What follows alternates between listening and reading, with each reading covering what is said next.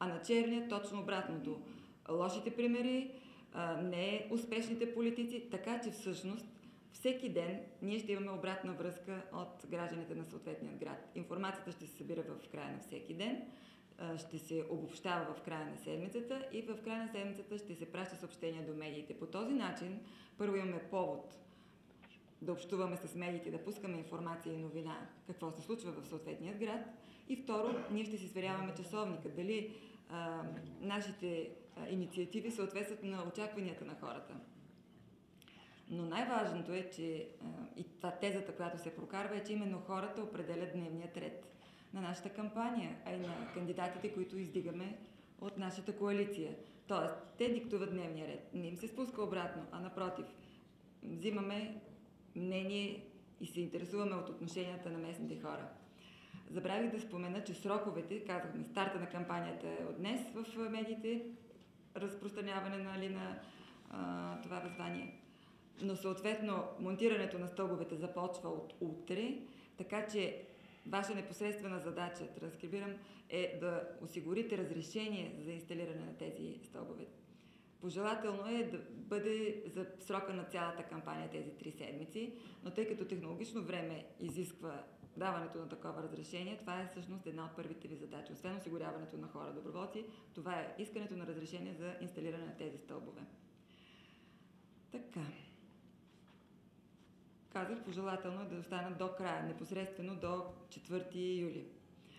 Сега, хората, които ще ходят от врата на врата, също трябва да бъдат инструктирани, така че, започвайки да ги набирате по най-бързият начин, след това трябва да им се проведе едно кратък инструктаж, по-скоро бих казала, на евентуално възникналите въпроси, които могат да получат от гражданите, до които отиват. Съответно, броят на доброволците, които ще обикалят от врата до врата, зависи от броя на население на съответния град. Така че всеки от вас трябва конкретно за съответното населено място да определи този брой, като старта се дава в сряда на 17 и ще продължи, разбира се, до края на кампанията до 4 юли. И третият стълб, това е интернет. В момента сайта се структурира, т.е. направен е като принцип на платформа, но се пълни с информация. Така че тук имате 2 имейла, на които може да изпращате текстове и видео материали, защото ще се пълни с неща, които се случват във вашите градове. Една информацията, която ще подаваме централно, но интересен е сайта, който отразява съответно нещата как се случват по места в цялата страна. Имате ги, съответно няма да ги повтарям, тези имейли.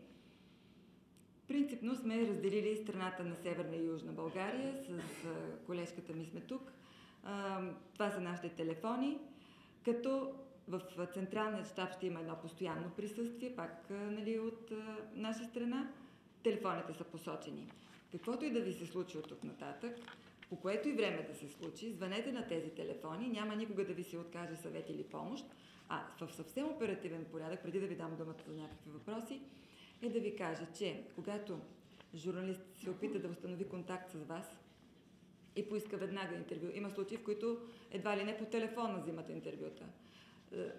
По-точната реакция е, ако е само за конкретно събитие или инициатива, да ги опътите, дата, час, място и така нататък, но ако започват да разпитват по-подробно, така да ги опътите към съответния пиар, т.е. ресорния ви, или пък да поискате предварително въпросите. Това е практика, не се стеснявайте, но така или иначе с медиите вие би трябвало да имате някакви лични контакти. Ако нямате, хубаво е да установите, но когато контактувате с медии, трябва да знаете, че те са много пунктуални. Това са хора, които си вършат работата. Ако вие им откажете информация, трябва да забравите думата без коментар.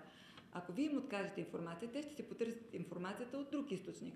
По-добре е вие да им дадете тази информация, която искате да прочетете или да чуете, отколкото те да търсят някакви допълнителни източници.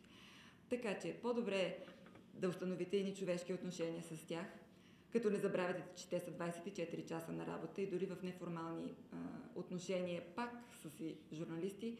И ако не искате нещо да не го прочетете или чуете, просто не го казвайте. Когато все пак решите или вече се стигне до един момент на интервю, трябва да отчетете разликите. Едно е интервю за печатна медия, едно е за радио, едно е за телевизия. Печатните медии, нещата са най-така лесни. Предварително си поискайте въпросите, за да се подготвите по темата.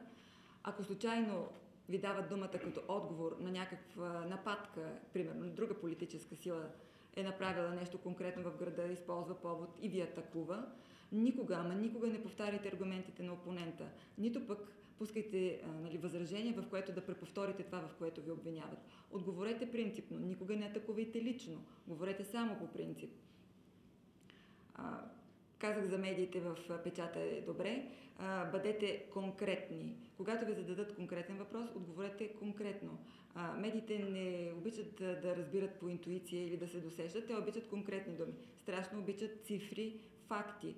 Така че, когато давате изявления, вие си подготвяте няколко, примерно 3 тези, основни тези, които искате да разпространите. Те са синтезирани, но винаги имайте под ръка и подробна информация с фактология, с някакви цифри, проценти, защото това е, което се цитира. Медиите обичат да цитират бомбастични думи. Ако случайно ви се изпусне такава дума, имайте предвид, че ще бъде, може нищо друго да не излезе, но тя ще излезне. Обичат да цитират конкретни факти, цифри. Внимавайте за това. За радиоинтервютата. Има голяма разлика дали интервюто се прави предварителен запис или се излъчва директно в ефир. Информирайте се за това.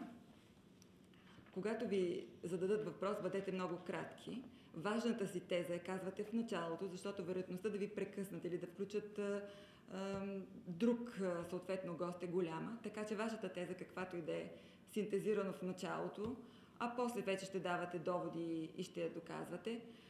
В никакъв случай, знам, че то е хубаво и е желателно да имате пред вас точките, по които ще говорите, но се постарайте, ако са написани, да бъдат на една страница, защото в радиоефира страшно се чува шумоленето на листа. Значи това нещо страшно дразни. Когато говорете уверено, това също се чувства. Леко се усмихвайте, защото въпреки, че не се вижда, усмивката също се чувства на лицето. Покажете една ведрост и увереност. Това също печели. По отношение на телевизията, ако се случи да ви вземат и телевизионно интервю, много е важен представителният външен вид. Значи, правени са различни проучвания, може би тук различни колеги ще кажат различни цифри, но те гравитират така. 10% се отделя на самите думи като такива. Съответно 20% на интонацията на гласа и всичко останало се пада на това как изглеждате, невербалното поведение, езика на тялото. Когато сте на телевизионно интервю, задължително трябва да изглеждате уверени, да изглеждате свободно, така държащи се. Когато сядате, стойте изправени. Ако сте с сако, просто подрабете ръба на сакото, седнете на него, за да стоят изправени раменете. В никакъв случай не се обличайте в черно, защото ще потънете, или в бяло, защото пък ще избелеете. Ако трябва да е светла ризата, то да бъде някакво екрю или бледо-синьо, но така или иначе да стоите представително добре на екран. В никакъв случай някакви петити раета, това трепти или блестящи дрехи, които дават бликове. Това просто дразни погледа на зрителя. Той или няма да ви слуша, или ще превключи на друг канал. Така че губите аудиторията. Когато това важи и за радио, но най-вече за телевизия, когато ви закачат микрофон брошка на ревера, в никакъв случай не си оправите дрехите, защото той страшно шуми. Освен, че може да падне, той шуми, получава се дразнене или пък микрофони. Всичко това отвлича вниманието на слушателите, на зрителите, а и на журналистите от това, за което вие сте там, всъщност да кажете вашата теза. Това е накратко като така първи насоки. Когато трябва да представите нашите тези пред по-широка аудитория или пред журналисти, просто ги пречупвайте през някакви лични истории, защото това привлича интереса, създава се една човешка атмосфера на общуване, така че политическите послания достигат до сърцата на хората. Благодаря ви.